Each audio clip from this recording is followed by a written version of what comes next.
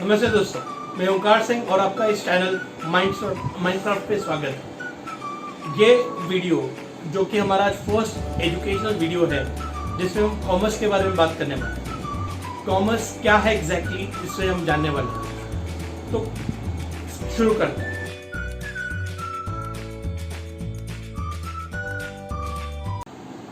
हमारी लाइफ में हम बहुत सारी activities day to day life में करते हैं, राइट?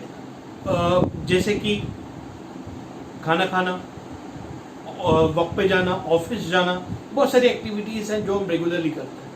अब इन एक्टिविटीज़ में कुछ एक्टिविटीज़ ऐसी हैं जो हम प्लेजर के लिए, कुछ सेटिस्फैक्शन के लिए, या फिर पेट्रोटिज्म के लिए, या फिर प्यार से ये सब एक्टिविटीज़ को करते हैं। जैसे कि घर में खाना बनता है, ठीक है। ये सब चीज़ें जो है, ये कुछ ऐसी एक्टिविटीज़ है जो करके कुछ पैसे की प्राप्ति या कोई आमदन की प्राप्ति, कोई इनकम क्रिएट नहीं करते हैं, बट उनका ऑब्जेक्टिव कुछ अलग है, ठीक है, जो कि नेशनल इनकम में काउंट नहीं होती हैं। इनको हम बोलते हैं नॉन कमर्शियल एक्टिविटीज़। और जो एक्टिविटीज़ हम करते हैं ताकि हमें कोई आमदन प्राप्त हो, इनकम क्रिएट हो, कोई पैसा मिले, उसको हम बोलते हैं कमर्शियल एक्टिविटीज़। अब ये जो कमर्शियल एक्टिविटीज़ में अगर हम बात करेंगे तो या तो आप किसी एम्प्लॉयमेंट में हो, या आप प्रोफेशन में हो, या तो आप कोई बिजनेस चला रहे हो। अब एम्प्लॉयमेंट, प्रोफेशन और बिजनेस, इसका मतलब क्या है, आइए समझें। फर्स्ट,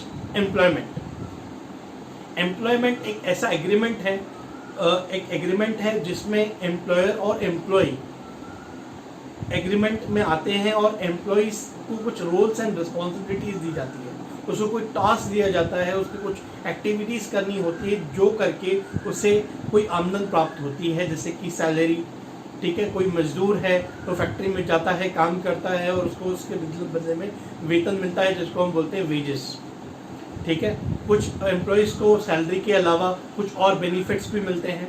तो ये सब कुछ एम्प्लॉयमेंट में होता है, जिसमें एम्प्लॉय को कुछ काम करने के बदले में कुछ पैसा मिलता है। ये है एम्प्लॉयमेंट, जिसमें एम्प्लॉय को कोई डिग्री या कोई स्किल उसके पास में होनी चाहिए एम्प्लॉयर के हिसाब से, ओके। उसका कुछ एक्सपीरियंस में भी और होना चाहिए उस डिग्री के अलावा। ये सब आवश्यकताएं होती हैं एम्प्लॉयमेंट। अब बात करते हैं प्रोफेशन, जिसमें एक पर्टिकुलरली इसको हम बोल सकते हैं कि ऐसा प्रोफेशन है जिसमें आपके पास में एक पर्टिकुलर डिग्री होनी चाहिए। जैसे कि लॉयर बनने के लिए एक पर्टिकुलर डिग्री है, LLB, या कह सकते हैं LLM, ठीक है।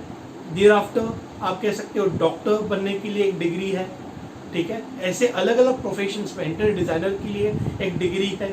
ये सारे हम कहते हैं जो प्रोफेशंस में आते हैं। और इस प्रोफेशन में या तो आपके पास में डिग्री होना बहुत इंपॉर्टेंट है, आपके पास में स्किल होना बहुत इंपॉर्टेंट है, और इसी के साथ साथ आपको कुछ रूल्स होते हैं, कुछ कोड ऑफ कंडक्ट होता है उस पर्टिकुलर काउंसिल के द्वारा। जिस भी प्रोफेशन में आप हो, जैसे कि लॉयर का अपना एक काउंसिल होता है, द बार काउंसिल। डॉक्टर्स का अपना एसोसिएशन होता है, चार्टर्ड अकाउंटेंट्स का अपना एसोसिएशन होता है। अलग अलग प्रोफेशंस के अलग अलग काउंसिल्स होते हैं, उनके ग्रुप्स होते हैं, उनका एसोसिएशन होता है, ओके। और उस एसोसिएशन के जो भी रूल्स होते हैं, जो भी कोड ऑफ कंडक्ट होता है, उसे आपको फॉलो करना होगा, ओके। तो ये है प्रोफेशन।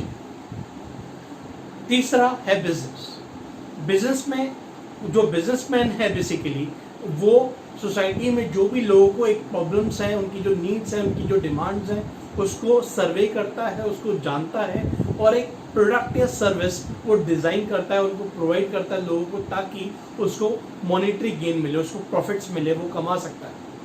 अब बिजनेस में रह के या तो आप किसी इंडस्ट्री में जुड़े हो, इंडस्ट्री मीन्स जहाँ पर आप किसी गुड्स को प्रोड्यूस कर रहे हो या कोई सर्विस को दे रहे हो। जैसे कि हम कह सकते हैं कि जितनी भी फर्म्स जो टेक्सटाइल के बिजनेस में, हम उसको कहते हैं टेक्सटाइल इंडस्ट्री, ठीक है।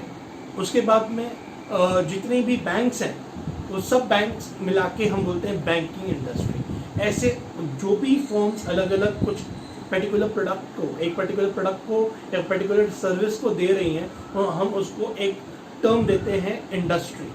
अब इंडस्ट्री में मेनली कोई गुड्स का प्रोडक्शन हो रहा होता है, जैसे कुछ रॉ मटेरियल्स को आपने लगाया, उसको एम्प्लॉय किया, मशीनरी का यूज़ करके, लेबर का यूज़ करके, आपने रिसोर्सेज का यूज़ करके आपने उस रॉ मटेरियल्स को कन्वर्ट किया फिनिश गुड्स। ये है इंडस्ट्री। अब इंडस्ट्री अलग अलग टाइप की होती है, प्राइमरी इंडस्ट्री, सेकेंडरी इंडस्ट्री और टर्शियरी इंडस्ट्री। अब प्राइमरी इंडस्ट्री में क्या है कि कोई पर्टिकुलर नेचुरल रिसोर्स क्रिएट हो रहा होता है, ठीक है, उसको हम प्रोड्यूस कर रहे होते हैं। किसी प्लांट को या एनिमल को हम उनकी देखभाल करके उनके रिप्रोडक्शन से या आप उनकी देखभाल से आप अपना जो लाइवलीहुड है आप उसको अर्न कर रहे होते हो। जैसे कि आप ले सकते हो एग्रीकल्चर, माइनिंग, ठीक है, इनका एग्जाम्पल जो कि जेनेटिक इंडस्ट्री में आता है। जेनेटिक इंडस्ट्री में आप एनिमल्स की देखभाल करके ताकि वो उनके रिप्रोडक्शन से और एनिमल्स का इंक्रीज हो, और चीज़ लाइक पोल्ट्री फार्मिंग का अगर हम एग्जांपल लें, वो भी जेनेटिक इंडस्ट्री में आती है। तो हम यहाँ पर क्या कर रहे हैं, बेसिकली एक नेचुरल रिसोर्स को क्रिएट कर रहे हैं, उसका प्रोडक्शन कर रहे हैं, ठीक है। तो ये है जेनेटिक इंडस्ट्री। अब एक्सट्रैक्टिव इंडस्ट्री में क्या हो रहा है कि यहाँ पर कुछ जैसे खाने होती हैं, उसमें से हम कुछ मेटल्स को एक्सट्रैक्ट कर रहे होते हैं, ठीक है। तो ये है एक्सट्रैक्टिव इंडस्ट्री। माइनिंग इंडस्ट्री को हम एक्सट्रैक्टिव इंडस्ट्री में, या फार्मिंग को भी हम एक्सट्रैक्टिव इंडस्ट्री में ले सकते हैं, क्योंकि हम नेचुरल रिसोर्सेज को एक्सट्रैक्ट कर रहे हैं, उसमें से निकाल रहे हैं और हमारे यूज़ में ला रहे हैं ताकि हम अपनी आमदन क्रिएट कर सकें। तो ये है प्राइमरी इंडस्ट्री में एक एक्सट्रैक्टिव इंडस्ट्री और जेनेटिक इंडस्ट्री। फिर हम बात करेंगे सेकेंडरी इंडस्ट्री की। सेकेंडरी इंडस्ट्री में क्या होता है कि जो भी प्राइमरी इंडस्ट्री में, या जो हम बात करेंगे जेनेटिक या एक्सट्रैक्टिव इंडस्ट्री में, जो भी रॉ मटेरियल्स का प्रिपरेशन हुआ या जो भी उनका जो फाइनल प्रोडक्ट है, उसको हम यहाँ पर रॉ मटेरियल्स के हिसाब से यूज़ करते हैं और मशीनरी के ज़रिए, लेबर के ज़रिए हम उसको कन्वर्ट करते हैं एक फाइनल गुड्स में। अब जितने भी हम गुड्स हमारे डेली लाइफ में देखते हैं, ये सारे रिजल्ट है उसी सेकेंडरी इंडस्ट्री के, जहाँ पर कुछ मैन्युफैक्चरिंग हो रही है, ठीक है। तो अभी इसमें सेकेंडरी इंडस्ट्री में काफ़ी डिविजन्स हैं, 4 डिविजन्स हैं मेनली इंडस्ट्री के, जैसे कि analytical industry, synthetical industry, processing industry और असेंबलिंग इंडस्ट्री। अब फर्स्ट एनालिटिकल इंडस्ट्री क्या है, इसमें हम एग्जांपल के रूप से समझेंगे कि जैसे कि कच्चा तेल जो होता है, क्रूड ऑयल, उसको जब हम एनालाइज करते हैं, जब उसको हम सेपरेट करते हैं, जो प्रोसेस उसको फिल्टर करते हैं डिस्टिलेशन प्रोसेस से, हम उसको जब अलग अलग करते हैं तो उसमें से डीजल निकलता है, उसमें से पेट्रोल निकलता है, अलग अलग चीज़ें निकलती हैं जो हमको आगे यूज़ में आती है प्रोडक्शन में या अलग अलग चीज़ों में। तो इसको हम बोलेंगे एनालिटिकल इंडस्ट्री को, एनालिटिकल इंडस्ट्री। इसमें हम क्या कर रहे हैं, पर्टिकुलर रिसोर्स को ब्रेक कर रहे हैं और अलग अलग रिसोर्सेज का हम उसमें से एक्सट्रैक्ट कर रहे हैं, basically this is analytical industry. दूसरा है सिंथेटिकल इंडस्ट्री। सिंथेटिकल इंडस्ट्री में क्या हो रहा है कि आप अलग अलग इंग्रेडिएंट्स को मिला के एक पर्टिकुलरली एक चीज़ तैयार कर रहे हो, जैसे परफ्यूम्स, जैसे सीमेंट, इसमें अलग अलग चीज़ों का यूज़ करके आप एक फिनिश्ड गुड्स को प्रिपेयर कर रहे हो, इसको बोलते हैं हम synthetical industry. Third, processing industry. Processing industry में क्या होता है, अलग अलग स्टेजेस होते हैं प्रोसेसिंग के, और वो अलग अलग जो प्रोसेसिंग स्टेज होता है, सब प्रोसेसिंग स्टेज होने के बाद में एक फाइनल गुड्स प्रिपेयर होता है आपका, उससे हम बोलते इस इंडस्ट्री को हम बोलते हैं प्रोसेसिंग इंडस्ट्री। जितने भी आप फूड प्रोसेसिंग, जो प्रोसेस फूड्स देख रहे हो, ये सारे के सारे उसी के एग्जाम्पल्स, जैसे कि जैम हो गया, चीज़ हो गया, ऐसे कितने ही प्रोडक्ट्स जो हम डे टू डे लाइफ में यूज़ करते हैं, ये सारे प्रोसेसिंग इंडस्ट्री में तैयार होते हैं। एंड जो लास्ट है असेंबलिंग। असेंबलिंग में क्या होता है कि कुछ अलग अलग पार्ट्स को हम ज्वाइन करके उसको असेंबल करके एक फाइनल प्रोडक्ट तैयार करते हैं, जैसे कंप्यूटर्स में बहुत सारे ऐसे पार्ट्स होते हैं जिसको हम असेंबल कर रहे हैं और एक फिनिश गुड्स तैयार, फिनिश जो प्रोडक्ट हमारा रेडी हो रहा है जो है कंप्यूटर, ये है असेंबलिंग इंडस्ट्री का एक बेटर एग्जाम्पल। ओके, तो इंडस्ट्री में हमने देखा कि 4 मेन, लाइक सेकेंडरी इंडस्ट्री में हमने देखा कि 4 सेक्शंस हैं, एनालिटिकल, सिंथेटिकल, प्रोसेसिंग और असेंबलिंग। अब हम वापस आते हैं, हमने बात किया था इंडस्ट्री में प्राइमरी इंडस्ट्री जिसमें जेनेटिक और एक्सट्रैक्टिव आ गई, सेकेंडरी में मैन्युफैक्चरिंग, मैन्युफैक्चरिंग में 4 चीज़ें आ गई। सेकेंडरी में एक और है, दैट इज कंस्ट्रक्शन इंडस्ट्री। अब कंस्ट्रक्शन इंडस्ट्री में जैसे आप देखोगे डैम्स, ब्रिजेस, रोड्स, इंफ्रास्ट्रक्चर हम क्रिएट कर रहे हैं, ठीक है, लेबर की सहायता से, इक्विपमेंट की सहायता से। ये है कंस्ट्रक्शन इंडस्ट्री जो कि सेकेंडरी इंडस्ट्री में आती है। और थर्ड इंडस्ट्री जो है जिसको हम बोलते हैं टर्शरी इंडस्ट्री, दैट इज पूरी सर्विसेज से रिलेटेड है, जिसमें अलग अलग सर्विसेज दिए जाते हैं, जैसे कि स्कूल्स के द्वारा की दी गई सर्विसेज, कॉलेजेस के द्वारा दी गई सर्विसेज, हॉस्पिटल, ठीक है, बैंकिंग, इंश्योरेंस, ये सारी सर्विसेज जो हैं ये सारी टर्शरी इंडस्ट्री में आती है, जिसमें कोई गुड्स प्रोड्यूस नहीं हो रहा है बट सर्विसेज, सेवाएं के माध्यम से आप लोगों को हेल्प कर रहे हो उनकी नीड्स, वांट्स और डिमांड्स को फुलफिल करना है। तो ये था प्रोडक्शन से रिलेटेड पार्ट। अभी बिजनेस में या तो गुड्स प्रोड्यूस हो रहे हैं या तो वो उसमें गुड्स डिस्ट्रीब्यूट हो रहे हैं।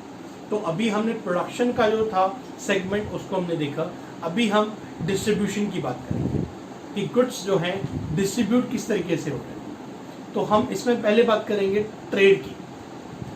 ट्रेड की अब इसलिए बात कर रहे हैं क्योंकि कॉमर्स में 2 चीज़ें आती हैं, एक है ट्रेड और एक है aid to trade, auxiliaries to trade. अब ट्रेड का क्या मतलब है? कुछ पार्टीज हम देखते हैं कि हमारे आजू बाजू हैं या हम इस मार्केट में देखते हैं, इस सिस्टम में देखते हैं कि जो लोग खुद कुछ प्रोड्यूस नहीं करते बट वो गुड्स खरीदते हैं, चीज़ों को खरीदते हैं और आगे दूसरी पार्टी को सेल करते हैं ताकि वो अपना प्रॉफिट अर्न कर पाए। जैसे कि होलसेलर देखोगे आप या रिटेलर देखोगे आप, ठीक है, या तो इंपोर्ट होता है, एक्सपोर्ट होता है चीज़ों का। इसमें क्या हो रहा है कि आप गुड्स को बाय कर रहे हो ताकि आप उसे आगे सेल कर पाओ। तो ये है ट्रेड, जिसमें चीज़ें खरीदी की जा रही हैं और आगे सेल की जा रही है। जैसे आप आसपास जितने भी आपकी किराना स्टोर्स हैं, मेडिकल स्टोर्स हैं, ठीक है, ये सारे एग्जांपल्स हैं ट्रेड के, ठीक है। अब ट्रेड के 2 बाइफिकेशंस हैं, बेसिकली 2 चीज़ों में डिवाइड होता है। एक है डोमेस्टिक ट्रेड, ओके, और एक होता है इंटरनेशनल ट्रेड। अब डोमेस्टिक ट्रेड में क्या है कि डोमेस्टिक ट्रेड में हम बात करते हैं कि जिसमें होलसेलर और रिटेलर दोनों आते हैं। अब होलसेलर कौन है, रिटेलर कौन है, चलिए जाने। होलसेलर वो पार्टी है डिस्ट्रीब्यूशन चेन में जो कि मैन्युफैक्चरर से डायरेक्टली गुड्स खरीदता है बड़ी मात्रा में, बड़ी क्वांटिटी में, और आगे वो रिटेलर को छोटी छोटी मात्रा में बेचता है, ठीक है। अब यह है होलसेल, जो पार्टी है उसे हम होलसेलर बोलते हैं। अब दूसरी पार्टी, जो दूसरा जो टाइप है, दैट इज रिटेलर। रिटेलर वो है जो होलसेलर से बेसिकली छोटे छोटे क्वांटिटीज में गुड्स खरीदता है और आगे फाइनल कस्टमर को वो बेचता है, क्योंकि वो रेगुलर कांटेक्ट में है रेगुलर फाइनल कस्टमर के, तो वो ये गुड्स को लेकर उन्हें सेल करता है। तो ये है रिटेलर। तो ये था ये था होलसेल ट्रेड और रिटेल ट्रेड जो कि डोमेस्टिक ट्रेड में आता है। अब हम बात करेंगे फॉरेन ट्रेड की या इंटरनेशनल ट्रेड की। इंटरनेशनल ट्रेड में 3 डिविजन्स होते हैं। फर्स्ट डिवीजन है इंपोर्ट ट्रेड, फिर है एक्सपोर्ट ट्रेड और है इंटरपोर्ट ट्रेड। इंपोर्ट ट्रेड में हम गुड्स को खरीदते हैं ऐसी कंट्रीज से जहाँ पर वो गुड्स की ज़्यादा मात्रा में प्रोडक्शन हो रहा है, जहाँ पर वो अच्छे से अवेलेबल हैं, अच्छी क्वालिटी के अवेलेबल हैं, ठीक है, वहाँ से हम गुड्स को इंपोर्ट करते हैं, ठीक है, ताकि हम अपनी जो भी नीड्स और वांट्स जो हैं, जो या हमारे पास में जो क्लाइंट्स हैं, उनको हम सेल कर पाएँ। दूसरा है एक्सपोर्ट। हम जिस भी चीज़ों की ज़्यादा मैन्युफैक्चरिंग कर रहे हैं, जो भी प्रोडक्ट्स या जो भी चीज़ें हम ज़्यादा मैन्युफैक्चर करते हैं, जो हमारे पास में अच्छी क्वालिटी की हैं और जो कंट्रीज़ को ऐसे गुड्स चाहिए, क्वालिटी गुड्स चाहिए, उन्हें हम सेल करते हैं। इसको बोलते हैं हम एक्सपोर्ट ट्रेड। तो यहाँ पर हम बेसिकली चीज़ों को एक्सपोर्ट कर रहे हैं। पहले हमने इंपोर्ट में देखा कि हमने गुड्स को इंपोर्ट किया दूसरे कंट्रीज से, एक्सपोर्ट में हमने दूसरे कंट्रीज को सेल किया। तीसरा है इंटरपोर्ट ट्रेड। इंटरपोर्ट ट्रेड वो है जहाँ पर हम पहले गुड्स को इंपोर्ट करते हैं ताकि हम दूसरी कोई कंट्री को एक्सपोर्ट कर पाए। पहले हम चीज़ों को इंपोर्ट करते हैं, पहले उस लाके उसे लेबलिंग, उसकी प्रॉपरली जो भी पैकेजिंग करनी है ताकि हम आगे उसको एक्सपोर्ट कर पाए। तो ये था इंटरनेशनल ट्रेड या फॉरेन ट्रेड, जिसमें 3 चीज़ें हमने देखी, import trade, export trade and interport trade. तो ट्रेड में हमने देखा बेसिकली डोमेस्टिक ट्रेड और फॉरेन ट्रेड। अब हम कॉमर्स के दूसरे सेक्शन में बात करने वाले हैं जिसको हम बोलते हैं ऑक्सिलरीज टू ट्रेड। अब ऑक्सिलरीज टू ट्रेड क्या है एक्चुअली? ऑक्सिलरीज टू ट्रेड या एड्स टू ट्रेड हम उस सेवाएं, उस सर्विसेज को बोलते हैं जो कि ये ट्रेड और इंडस्ट्री को सपोर्ट करती है, टाइम टू टाइम सपोर्ट करती है, ताकि ट्रेड और इंडस्ट्री जो है हमेशा फ्लरिश होती रहे, हमेशा आगे बढ़ती रहे, डेवलप होती रहे, ठीक है, और कंट्री को डेवलप होने में हेल्प करती रहे। तो ये कौन सी सर्विसेज हैं? ये सर्विसेज के हम हमेशा एक्सपीरियंस करते हैं हमारे डे टू डे लाइफ में। जैसे कि फर्स्ट है बैंकिंग। बैंकिंग एक ऐसा इंस्टीट्यूशन है, एक ऐसी सर्विस है जो लोगों से डिपॉजिट्स लेती है और बिजनेसमैन को लोन देती है, या जिनको भी ज़रूरत है उनको लोन देती है। अब बैंकिंग टाइम टू टाइम, जैसे कि कोई भी बिजनेस को अगर आपको शुरू करना है तो स्टार्टिंग में कैपिटल चाहिए, तब भी हेल्प करेगी, और प्लस जब बिजनेस रेगुलर मोड में होता है तभी भी बिजनेस को पैसा चाहिए होता है, तो तभी भी फाइनेंशियली हेल्प करके ट्रेड या इंडस्ट्री को उसको फ्लरिश होने में हेल्प करती है। तो ये है banking. Banking loans, cash credit, overdraft या तरीके के लोन या फाइनेंशियल असिस्टेंस के जरिए ट्रेड और इंडस्ट्री को हेल्प करती है। दूसरा ऑक्सिलरी टू ट्रेड जो है उसको हम बोलते हैं वे हाउसिंग। अब वे हाउसिंग क्या है? जब इंडस्ट्री में से जब गुड्स प्रोड्यूस होके निकलते हैं, जब तक कि वो सेल नहीं हो जाते, ठीक है, जब तक कि उसका सीजन नहीं आ जाता, गुड्स को स्टोर करना पड़ता है।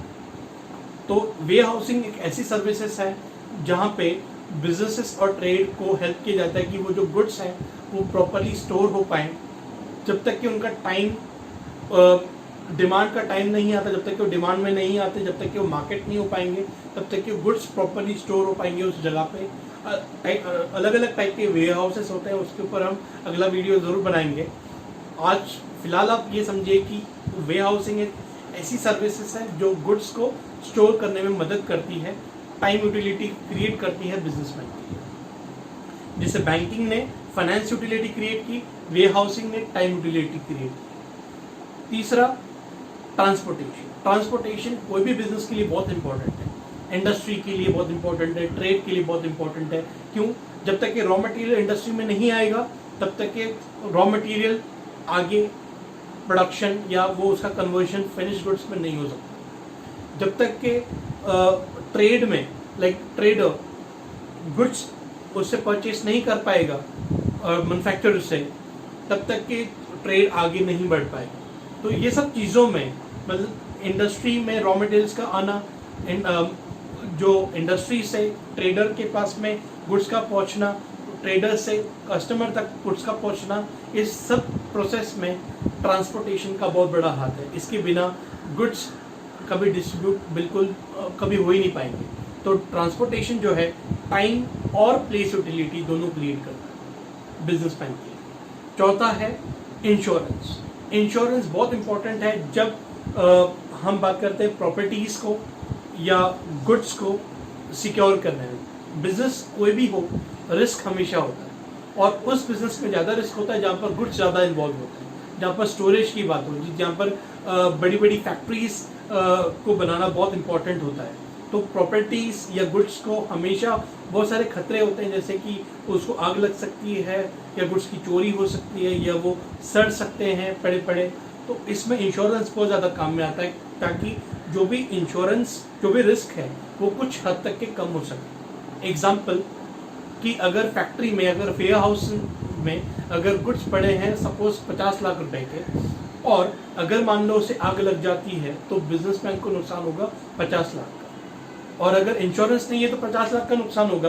बट अगर वहीं पर इंश्योरेंस अगर बिजनेसमैन का हो, तो अगर उसे मान लो 45 लाख का भी अगर उसे इंश्योरेंस क्लेम मिल जाता है तो उसका लॉस हुआ सिर्फ 5 लाख। तो अब 5 लाख का लॉस बेटर है 50 लाख के नुकसान से। तो यह है इंश्योरेंस, जहाँ पर आपके काफ़ी सारे जो रिस्क है वो कम हो जाते हैं। ये एक बहुत सपोर्टिव रोल प्ले करता है बिजनेस या ट्रेड या इंडस्ट्री के लिए। अब हम बात करेंगे आगे एडवर्टाइजमेंट की, कम्युनिकेशन की।